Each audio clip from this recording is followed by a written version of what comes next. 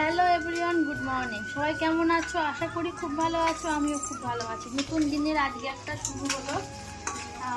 আমার হাজব্যান্ড আজকে প্রায় অনেক দিন হলো বাড়িতে নেই, তাই সকালবেলা শ্বশুরকে বাজারে যেতে হচ্ছে। সকালবেলা শ্বশুর মশাই চুনো মাছ কিনে দিয়ে গেছে, ওদের চুনো মাছের চচ্চড়ি করছে, তাই ভেন্ডি দিয়ে চচ্চড়ি করছি। আর আমার মেয়ে এখনো ঘুমাচ্ছে, সেই কারণে আমি কাজগুলো কমপ্লিট করে নিতে হবে, নাহলে না পারবো না করতে। আর এখনো শাশুড়ি মা বাড়িতে এখনো আসেনি, আস্তে আস্তে একটু লেট আছে। সকালবেলা সব কাজ সব জামা কাপড় ধোয়া কমপ্লিট হয়ে গেছে। এখন সব কিছু মেলে নিচ্ছি আমি।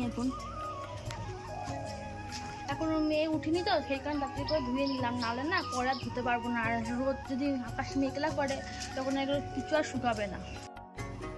এর অবস্থা দেখো, সকালবেলা উঠে মানুষে হচ্ছে দুধ বিস্কুট খায়, এ খাচ্ছে কুরকুরে। এর পেট খারাপ করবে না কেন তোমরাই বলো তো? আমার মাছ গ্যাসে বসানো, তাতে যাই মাছটা দেখে আসি। মাছটার কি হলো? না, মাছে কিছু হয়নি, আস্তে করে গ্যাস দিয়েছিলাম। আমার না খেয়াল ছিল না, কি করবো, গ্যাস আস্তে না ধরে দিয়া।